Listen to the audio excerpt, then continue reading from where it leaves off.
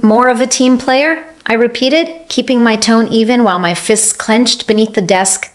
My boss, Raymond Torres, leaned back in his ergonomic swivel chair, that irritatingly confident grin never leaving his face. Look, Natalie, you're a powerhouse, no one's questioning that, he said. But Brianna, she lights up the room.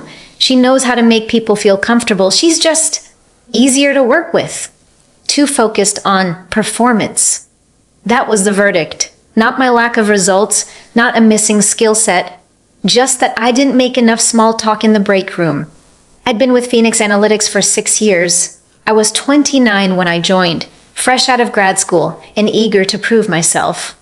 Now, at 35, I'd become the backbone of our New York office, landing multi-million-dollar contracts, optimizing the firm's internal systems, and cutting costs by over 30%. And yet, here I was, bypassed for a promotion in favor of someone who showed up late and left early, but laughed loudly at every executive joke. I stared at Raymond for a moment, watching him pretend to sort through files, expecting me to nod and swallow the rejection. Instead, I reached into my satchel and pulled out a white envelope. I understand, I said, calmly placing it on the desk. Thank you for your honesty. He raised an eyebrow. What's this? My resignation, effective 2 weeks from today. His expression cracked. Natalie, hold on. Let's not rush this. It's not rushed, I interrupted, cool and composed. You are right. I am focused on results. That's why I'm leaving. What Raymond didn't know, what no one in that office had cared to notice, was that while I was pushing the firm's numbers up, I was also building something of my own. A consulting agency, fully funded, fully operational, and already profitable. I wasn't walking away in defeat. I was stepping into ownership. If you felt every word like it was your own story, don't forget to subscribe and follow along, because what Natalie does next will prove that walking away isn't giving up. It's leveling up. Something that would make Raymond's promotion decision look like the joke it truly was. As I walked out of his office, I felt every pair of eyes in the Manhattan office follow me. Word spread fast on the 18th floor of Phoenix Analytics, and I could already imagine Brianna mentally picking out throw pillows for my cubicle. Still, I held my head high, returning to my desk with calm precision, because I knew something they didn't. Inside my resignation envelope was a second document, one that would make Raymond choke on his morning espresso. The next 2 weeks were everything you'd expect, and then some. Brianna strutted through the office like she was born to lead, fake laughing louder than ever, making rounds to flaunt her new title. One morning, she perched herself dramatically on the corner of my desk. Natalie, I hope you're not upset. I mean, I know how hard you worked for that promotion. I looked up from my screen, calmly finishing my download of every report, metric, and performance audit I'd authored over the past 3 years. Not to steal, my standards were too high for that, but to document what I'd actually built. Here. No hard feelings at all, Brianna. You'll be amazing, I'm sure. She smiled, already believing she'd won. But what she didn't know was that the results everyone praised me for had never come from company resources alone.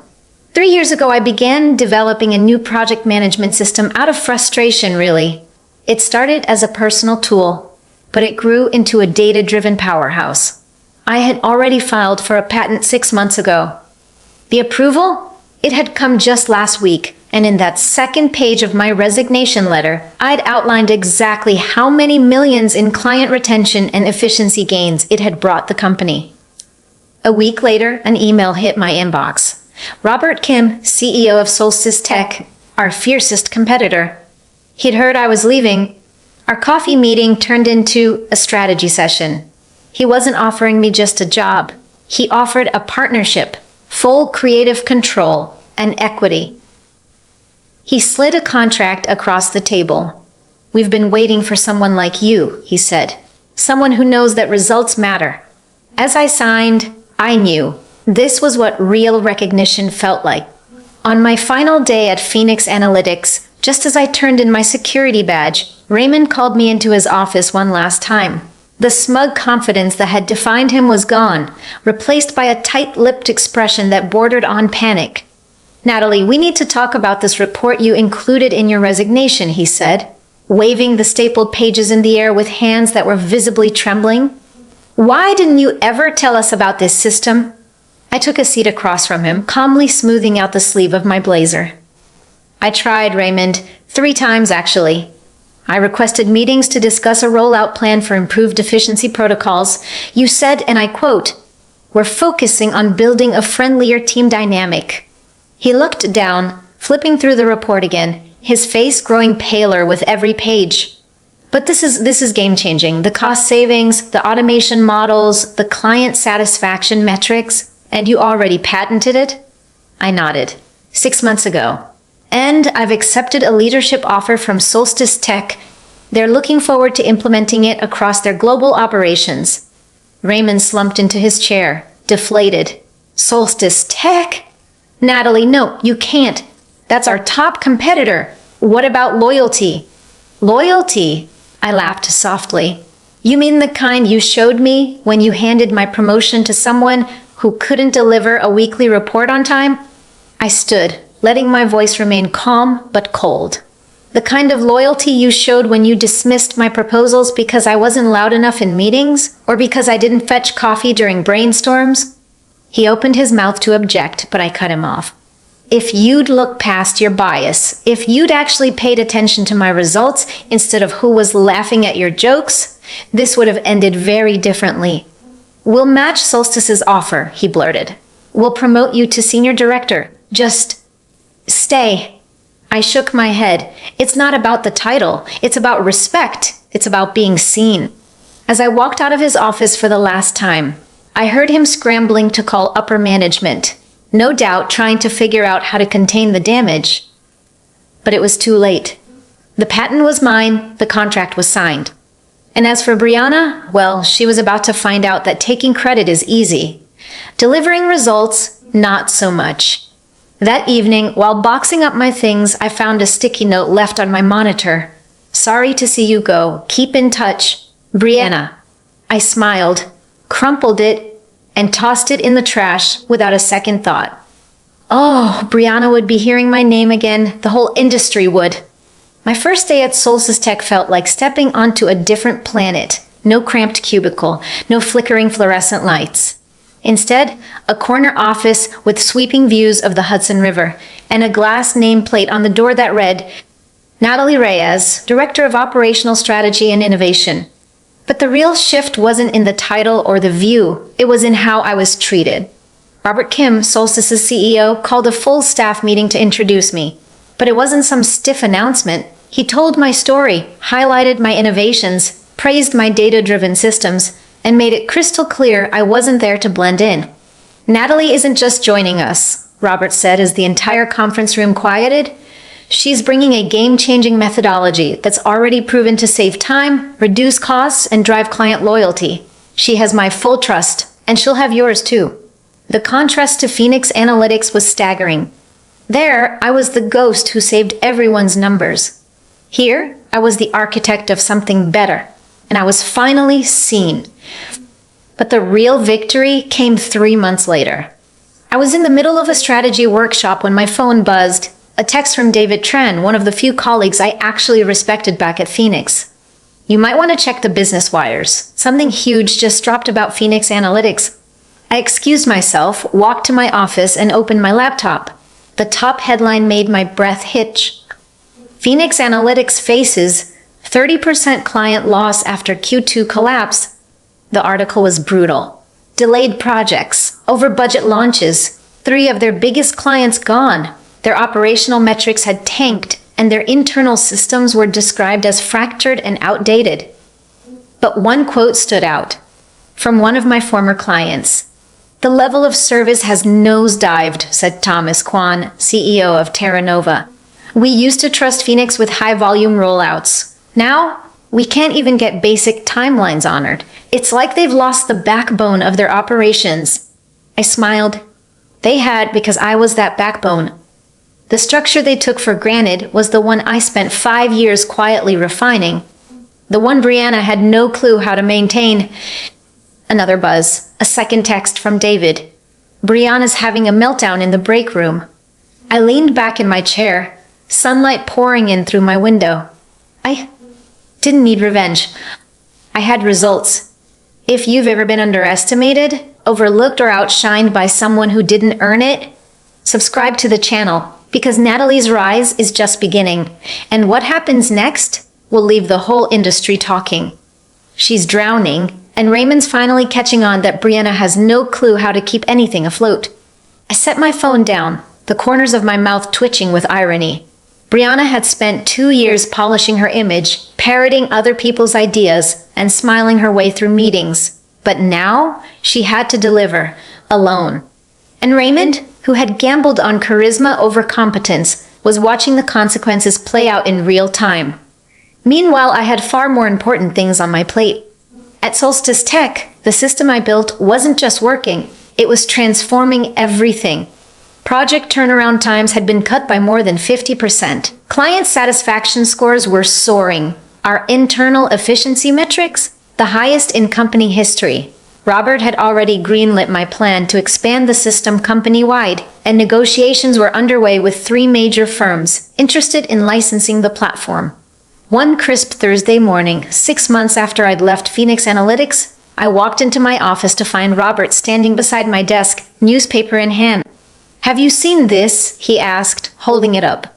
The front page headline read, "Phoenix Analytics faces full restructure amid talent exodus and system failure."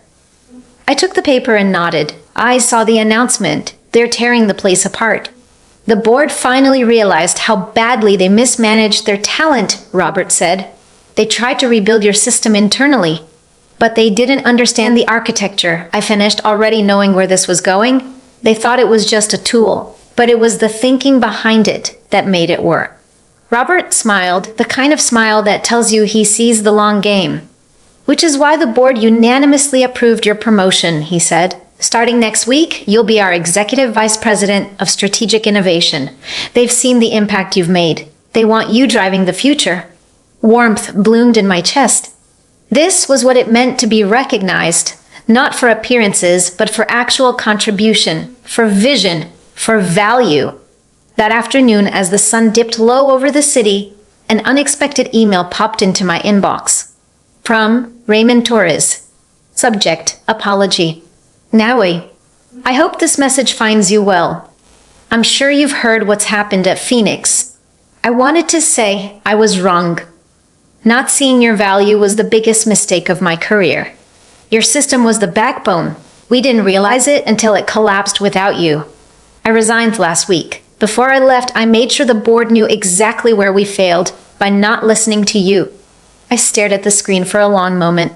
Brianna resigned a month ago. Turns out managing actual deliverables is a little more complicated than parroting buzzwords in meetings.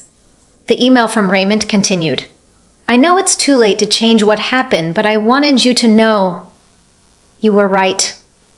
Results do matter. I just wish I'd seen that sooner. Best regards, Raymond." I read it twice. There was a time when a message like that would have cracked something open inside me. A time when recognition, even late, would have been all I needed.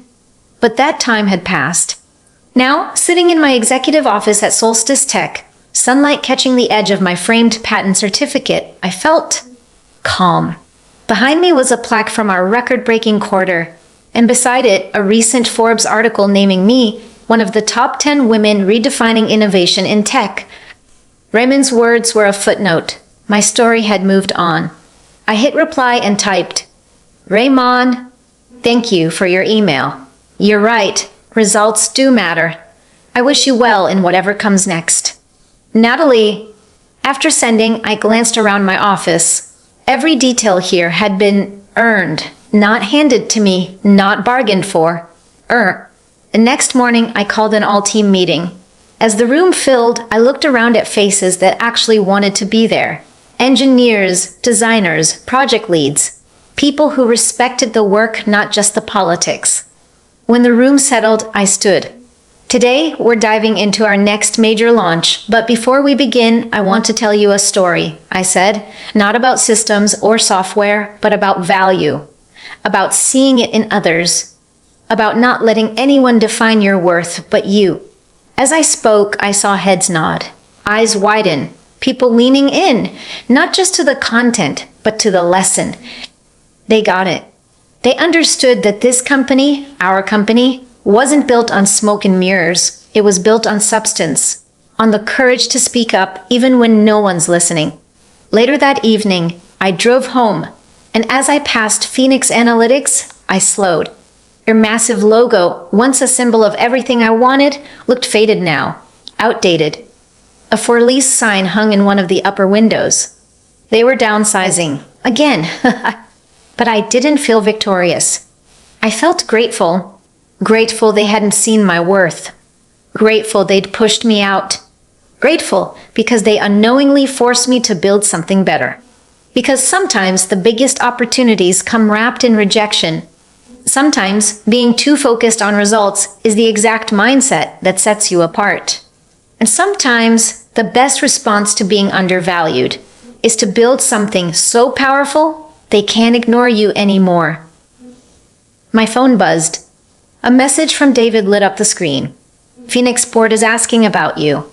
They're wondering if you'd consider returning as CEO. I stared at the message for a moment, then slowly typed back, "Thanks, David, but I'm exactly where I need to be." And I meant it. Because real success isn't just about proving people wrong, it's about proving yourself right. It's about honoring your own potential, even when no one else sees it. It's about refusing to shrink just to fit into someone else's vision. As I pulled into the driveway of my Brooklyn brownstone, I thought about all the other Natalies out there. Quiet professionals doing exceptional work, getting passed over because they weren't flashy enough or political enough. Maybe this story, the one I lived, would reach one of them. Maybe it would be the push they needed to stop waiting for permission and start carving their own path. Because sometimes rejection isn't a wall, it's a launch pad. You take the insult, you take the doubt, and you use it as rocket fuel to build something stronger. Something that turns "you're not enough" into "you're irreplaceable." That evening, as I sat in my home office reviewing global licensing proposals for our now patented system, I felt a deep sense of clarity. Peace, even. Above my desk hung the words that Raymond once said, like an insult: "You're too focused on results." Funny thing is, he was absolutely right. In that focus, it brought me here.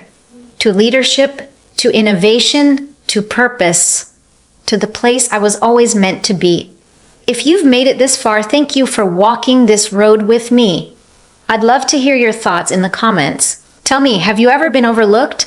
Have you ever been told you were too serious, too ambitious, or too focused? Because I know what that feels like. And I want you to know, you are not too much. You are not invisible. You're not imagining it. Your value doesn't decrease just because someone failed to see it. If this story resonated with you, please consider subscribing, not just to follow my journey, but to join a space where we celebrate people who rise through adversity, who refuse to settle, and who fight to build something real. I want to hear your story too. Leave a comment below and let's talk, because if my journey can be a mirror for yours, maybe together we can remind each other that rejection isn't the end of the story. It's the beginning of your own chapter, one where you write the rules, where you define the win. Keep building, keep believing, and never let anyone make you feel like results are a bad thing. They're just scared of your potential.